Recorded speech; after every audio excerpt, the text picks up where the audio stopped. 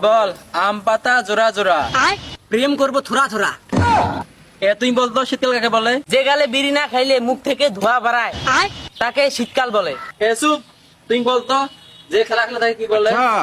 খেলোয়াড়। আর যে জানে তাকে কি বলে? জানোয়ার। আরিফ তুই বলতো বেশি লোভ করলে কি হয়? স্যার লোভে পাপ, পাপে প্রেম, প্রেমে বাস, বাকিটা ইতিহাস। তুই বলতো সংসার কিভাবে সুখী হয়? সংসার সুখী হয় পুরুষের গুণে। যদি সে চুপচাপ বউয়ের কথা শোনে। টিকটক কাকে বলে তোদের মধ্যে কে বলতে পারে বলতো? স্যার সিনেমায় চাল নেওয়া ব্যক্তিদের ঠোঁট নাড়ার স্থানকে টিকটক বলে। চুপ মূর্খ বাঙালিরা। স্যার বাঙালিদের মূর্খ বলবেন না, বাঙালিরা অনেক চালাক। আচ্ছা তাহলে বলতো বাংলারা কি ভালো জানে? বাঙালিরা বাস দিতে ভালোই পারে।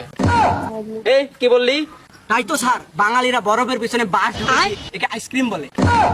আচ্ছা তোরা কি জানিস বিদ্যাসাগর রাস্তায় ঘুরে ঘুরে পড়ালেখা করতো? স্যার আমিও তো বিদ্যাসাগর হতে পারতাম। যুগ রাস্তায় ঘুরে বেড়াই, গাড়ি চাপাতি যুগ মরে যায়। তোরা মানুষ হলি না। তাহলে বলতো স্টুডেন্ট কত প্রকার? স্টুডেন্ট স্টুডেন্ট তিন প্রকার। প্রথম টপার, যারা সারা বছর পড়ালেখা করে।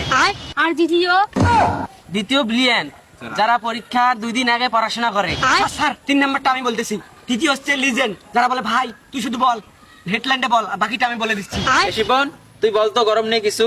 ও গরম রে তুই অপরাধী রে, আমার স্বপ্নে গড়া শীতকালটা এনে দে। আরিফ তুই আফ্রিকার জঙ্গল নিয়ে একটা রচনা বলতো? স্যার আফ্রিকা হচ্ছে একটি মহাজঙ্গল, যেটি ভারত মহাদেশের একটি বড় জঙ্গল। এখানে জঙ্গলে অনেক বড় বড় হাতি আছে। এই হাতির পরিবার ওইখানে থাকে, আবার হাতি ওইখানে হাঁটাচলা করে। অনেক বড় বড় হাতি দেখা যায় ওখানে, হাতির পরিবার খেলা খেলে ওখানে। হাতি আবার ওই আফ্রিকা জঙ্গলে খেলা খেলে। আবার হাতির দুটো কান আছে, আবার হাতির একটা লেজ, এই দুটো এরকমটা লেজ আছে। তারপরে হাতি ছাড়া অনেক কিছু নাই। এটা আফ্রিকা মহাজঙ্গলটা হচ্ছে একটা হাতির জঙ্গল, সেখানে হাতি ছাড়া কিছুই নেই স্যার।